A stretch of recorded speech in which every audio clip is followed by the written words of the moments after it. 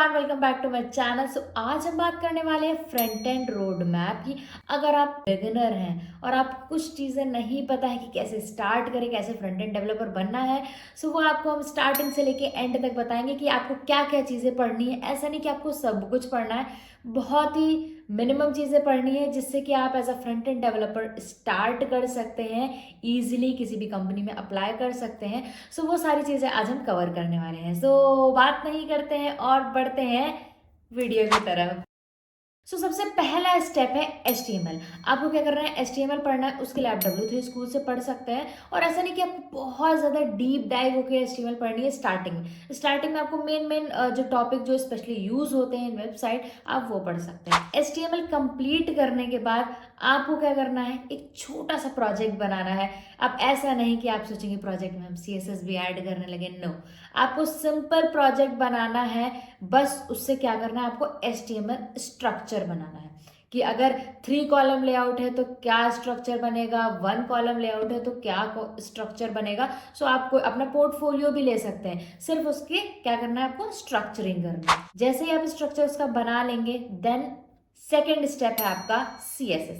आपको क्या करना है, CSS पढ़नी है। CSS बहुत इंपॉर्टेंट है क्योंकि CSS हमारा यूज होता है टू ब्यूटिफाई एनी वेबसाइट।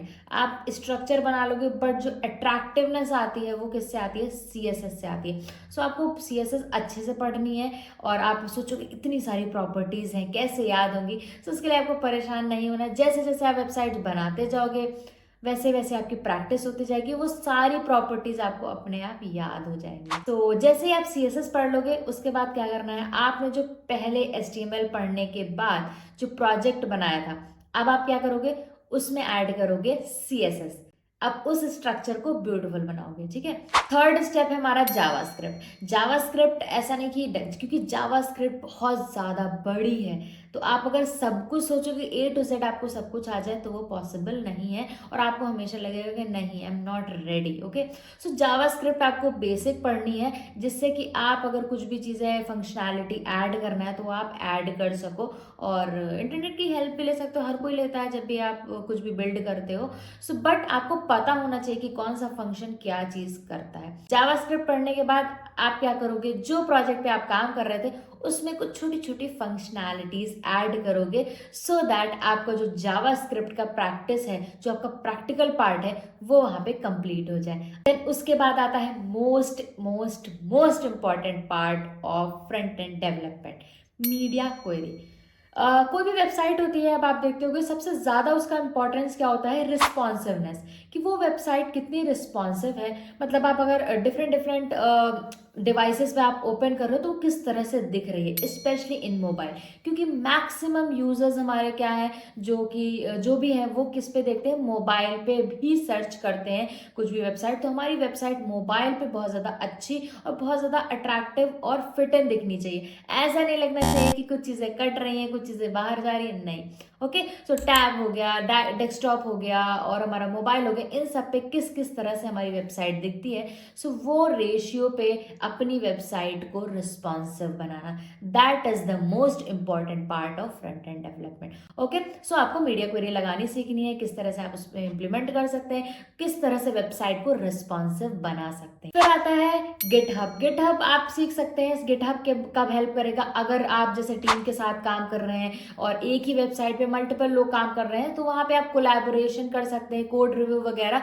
तो इसलिए आपको बेसिक गिटहब आना चाहिए। फिर आता है हमारा वेब परफॉर्मेंस ऑप्टिमाइजेशन। ये बहुत इंपॉर्टेंट है क्योंकि हमारे अंदर क्या पेशेंस नहीं होता है। अगर जैसे कोई भी वेबसाइट हम लोग ओपन करते हैं तो हमारे अंदर पेशेंस नहीं होता, हम चाहते जल्दी से खुल जाए, लोडिंग टाइम नहीं लेना चाहिए।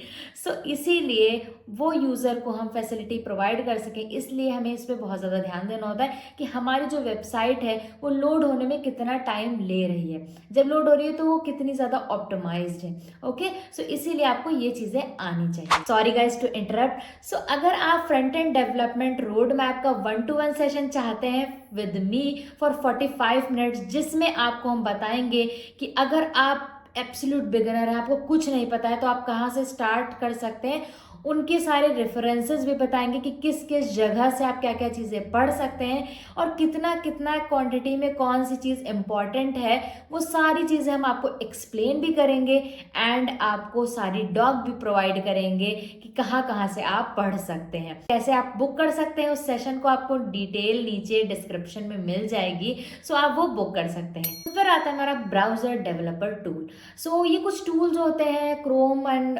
फायरफॉक्स में जो कि आपको फ्रंट एंड डेवलपमेंट में काफ़ी हेल्प करते हैं। अगर आप वेबसाइट बना रहे हैं, आपको कलर कुछ पिक करना है तो आप कलर पिकर टूल यूज़ कर सकते हैं। और अगर आपको फॉन्ट फाइंड करना है कि इस वेबसाइट में कौन सा फॉन्ट यूज़ हुआ है तो फॉन्ट फाइंडर यूज़ कर सकते हैं। तो इस तरह के बहुत सारे टूल्स होते हैं जो कि आपके काम को थोड़ा आसान कर देते हैं और थोड़ा सा एडवांस भी कर देते हैं। सो इस तरह से आप ये टूल्स को आपको क्या करना है, इसकी नॉलेज रखनी है। तो अब आता है यूनिट टेस्टिंग। वैसे तो टेस्टर होते हैं हमारी वेबसाइट को टेस्ट करने के लिए अगर आप किसी कंपनी में काम करते हैं, but as a front end developer it's your responsibility to check your website, मतलब at least sanity check, so that वहाँ पे जो बहुत सारे मिस्टेक आ रही हूँ उनको आप मिनिमाइज कर सको। सो आप क्या करोगे, पूरी वेबसाइट बन गई, उसके बाद आप स्टार्टिंग से लेके एंड तक हर चीज़ें रिव्यू करोगे कि क्या आपने जो इम्प्लीमेंट किया है वो सही से काम कर रहा है कि नहीं कर रहा है। सो ये आपको हमेशा ध्यान रखना है। तो आपको यूनिट टेस्टिंग हमेशा करनी है जब भी आप अपना जो प्रोजेक्ट है, अपनी वेबसाइट है, टेस्टर को क्यूओ को पास आउट करते हो। ओके, सो यही कुछ चीज़ें हैं। अगर आप फ्रंट एंड डेवलपर बनना चाहते हो तो ये आपको इनिशियली आपको ये सारी चीज़ें आनी चाहिए। एंड आगे जैसे ही आप किसी प्रोजेक्ट पे काम करोगे एज अ फ्रीलांस या किसी कंपनी में, तो आपको एक्सपीरियंस के साथ साथ धीरे धीरे आपको सारी चीज़ें नॉलेज ऐड ऑन होती जाएंगी। बस आपको क्या करना है, न्यू टेक्नोलॉजीज के साथ अपडेटेड रहना है। तो यही था आज की वीडियो में। अगर आपको अभी भी कोई डाउट होता है तो आप नीचे कमेंट में पूछ सकते हैं, आप मेरा सेशन भी बुक कर सकते हैं। मिलते हैं नेक्स्ट वीडियो में। Till then bye guys, keep learning.